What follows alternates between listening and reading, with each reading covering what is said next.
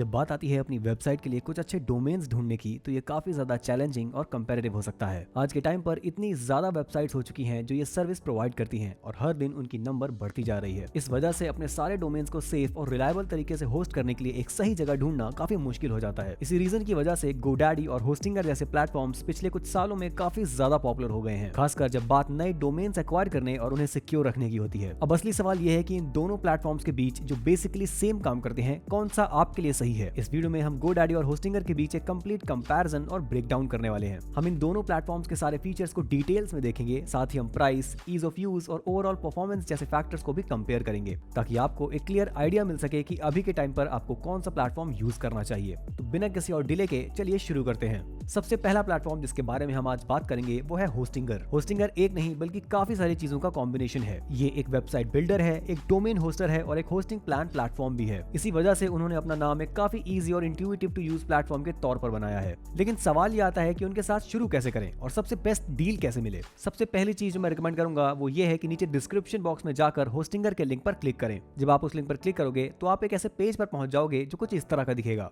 सिर्फ इस पेज को देखकर ही आप समझ सकते हो कि आपको सारे वेब होस्टिंग प्लान्स पर 75% ऑफ मिल रहा है। साथ ही सिर्फ $2.99 पर मंथ में होस्टिंग और ऊपर से 3 फ्री महीने भी मिल रहे हैं। इस प्लान के ऊपर आपको 30 दिन की मनी बैक गारंटी का एक्सेस भी मिलता है, जो एक और काफी बड़ा बेनिफिट है। इस प्लान का फायदा उठाने के लिए आपको बस क्लेम डील बटन पर क्लिक करना होता है और फिर डिसाइड करना होता है कि आप कौन से प्लान चूज करना चाहते हो। यहाँ पर प्रीमियम प्लान, बिजनेस प्लान और क्लाउड स्टार्टअप प्लान अवेलेबल है। इन तीनों प्लान के अपने अपने बेनिफिट्स और ड्रॉबैक्स हैं, जिनके बारे में हम थोड़ी देर में बात करेंगे। जैसे कि आप देख रहे हो, प्रीमियम प्लान के टॉप फीचर्स में standard performance, 100 websites, 100 GB SSD storage, weekly backups और काफी सारे और ऑप्शंस शामिल हैं। लेकिन इस प्लान में फ्री CDN या डेडिकेटेड IP एड्रेस जैसे फीचर्स इंक्लूड नहीं होते। इसके अलावा कुछ एफिलिएट्स और प्लगइन्स भी हैं जो वर्डप्रेस के साथ कनेक्ट नहीं होते, जो कि होस्टिंगर का एक काफी बड़ा पार्ट है। जब बात आती है बिजनेस प्लान की, तो इसमें प्रीमियम प्लान के लगभग सारे फीचर्स मिल जाते हैं, साथ ही कुछ अपग्रेड्स भी मिलते हैं। इन अपग्रेड में स्टोरेज के गीगाबाइट्स का इंक्रीज और बेटर ओवरऑल परफॉर्मेंस शामिल होती है। लेकिन यहाँ पर भी डेडिकेटेड IP एड्रेस नहीं मिलते और कुछ प्लगइन्स के यूज पर थोड़े रिस्ट्रिक्शंस होते हैं। और क्लाउड स्टार्टर प्लान के साथ आपको बेसिकली वो सब कुछ मिलता है जो बाकी प्लान्स में है, बिना किसी रिस्ट्रिक्शन और बिना किसी लिमिट के, लगभग $9.99 पर मंथ में। साथ ही वो 3 फ्री महीने भी मिलते हैं जब आप हमारा लिंक यूज करते हो। इस वीडियो के लिए मैं सबसे पॉपुलर प्लान चूज करूंगा, जो कि बिजनेस प्लान है, और उसे अपने कार्ट में ऐड कर दूंगा। जैसे ही मैं ये कर लेता हूँ, अब मुझे चेकआउट पेज पर ले जाया जाता है। यहाँ पर मैं पेमेंट पीरियड चूज कर सकता हूँ, मतलब मैं डिसाइड कर सकता हूँ कि मैं कितनी फ्रीक्वेंटली पेमेंट करना चाहूंगा। इस केस में सबसे बेस्ट डील जहाँ आप मैक्सिमम पैसा सेव करते हो वो 48 महीने का पेमेंट पीरियड ऑप्शन होता है, जो लगभग $33.99 पर मंथ पड़ता है। इस ऑप्शन को सेलेक्ट करने के बाद मैं नीचे जाकर अपना अकाउंट क्रिएट करूंगा, जहां मैं एक क्विक ईमेल एड्रेस और पासवर्ड डालकर अपना अकाउंट बना सकता हूं।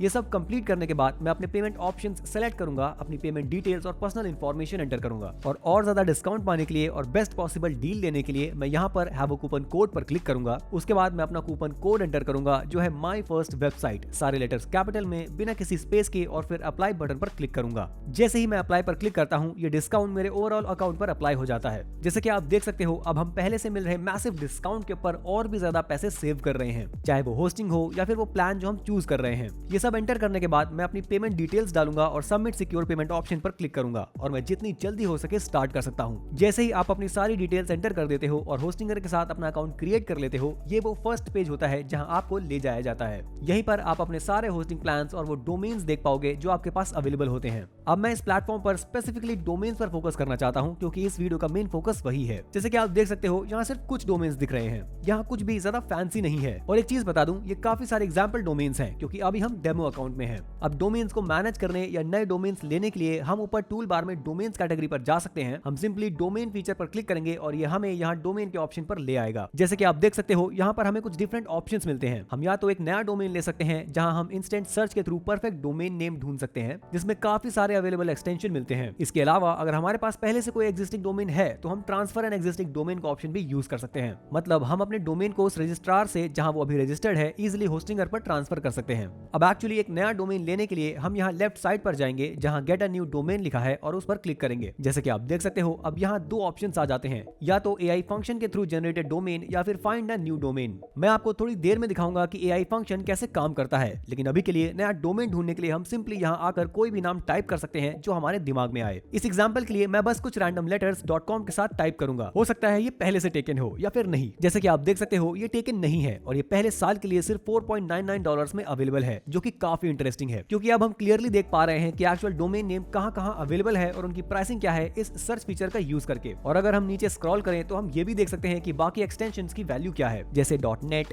.me, .live, ये सब जनरली $2 से $3 के अराउंड की रेंज में होते हैं, थोड़ा बहुत ऊपर नीचे। ये सारे एक्सटेंशंस अपनी अपनी वैल्यू रखते हैं और होस्टिंगर के पास काफी तरह के डिफरेंट डोमेन एक्सटेंशंस अवेलेबल होते हैं। अब अगर आप सोच रहे हो कि ये जनरेट डोमेन यूजिंग AI क्या है, तो ये बेसिकली एक तरीका है जिसके थ्रू हम AI का यूज करके क्रिएटिव, इंटरेस्टिंग और पोटेंशियली काफी अच्छे डोमेन नेम जनरेट कर सकते हैं। मान लो एग्जांपल के तौर पर हम एक वेबसाइट बनाना चाहते हैं जो best quality ball peen hammers के बारे में हो। हम यहाँ बॉल पेन हैमर वेबसाइट या कुछ ऐसा टाइप कर सकते हैं, उसके बाद हम जनरेट बटन पर क्लिक कर देते हैं। इसे थोड़ा टाइम लगता है लोड होने में और सब कुछ प्रॉपर्ली रन होने में, और जैसे ही ये फुली जनरेट हो जाता है आप देख सकते हो कि ये कुछ different potential domain names generate कर देता है, जैसे ballpenhammerstore.com जो $4.99 में अवेलेबल है। इसके साथ साथ AI और भी काफी सारे ऑप्शंस जनरेट करके देता है। ये फीचर तब काफी हैंडी होता है जब आप किसी नाम पर अटक जाते हो और सही सॉल्यूशन समझ नहीं आ रहा होता। ऐसे में आप उनकी AI टेक्नोलॉजी का यूज करके अपने लिए डोमेन ढूंढ सकते हो। लेकिन चलिए वापस मेन पार्ट पर आते हैं। मान लो आपको क्लियरली पता है कि आप कौन सी वेबसाइट के साथ जाना चाहते हो। एग्जाम्पल के लिए mylegs.net। बस आपको बाय नाउ ऑप्शन पर क्लिक करना होता है। उसके बाद ये आपसे बिलिंग पीरियड चूज करने को बोलेगा, जैसे 3 साल, 2 साल या 1 साल। फिर थोड़ी सी क्रेडिट कार्ड डिटेल्स एंटर करनी होती है और बस आप तुरंत स्टार्ट कर सकते हो। जैसे ही ये प्रोसेस कंप्लीट होता है आप ऑफिशियली एक डोमेन के ओनर बन जाते हो, जिसे आप होस्टिंगर के साथ या किसी और वेबसाइट बिल्डर के साथ भी अटैच कर सकते हो। ओवरऑल मुझे लगता है कि होस्टिंगर एक काफी इंट्यूटिव और इजी टू यूज प्लेटफॉर्म है, खासकर जब बात डोमेन्स ढूंढने की होती है। इनका प्राइसिंग स्ट्रक्चर भी काफी अफोर्डेबल है, जो आपको ये फ्लेक्सिबिलिटी देता है कि आप अपने बजट के हिसाब से डिसाइड कर सको कि डोमेन्स पर कितना स्पेंड करना चाहते हो। मुझे लगता है कि इस प्लेटफॉर्म पर डोमेन्स खरीदना काफी सेफ भी है। इनका ट्रैक रिकॉर्ड काफी अच्छा रहा है और ये काफी टाइम से इस तरह से ऑपरेट कर रहे हैं। मेरे ओपिनियन में अगर आप वेबसाइट के लिए डोमेन नेम एक्वायर करना अभी शुरू कर रहे हो तो ये एक काफी अच्छा ऑप्शन है। इसके ऊपर से इनका बिल्ट इन वेबसाइट एडिटर होना, जिसमें आप डोमेन्स को डायरेक्टली अटैच कर सकते हो, ये भी एक बड़ा प्लस पॉइंट है। अब जब हम होस्टिंगर के ज्यादातर डिटेल्स कवर कर चुके हैं तो चलिए बात करते हैं इसके डायरेक्ट कंपैरेटर की, जो कि है GoDaddy।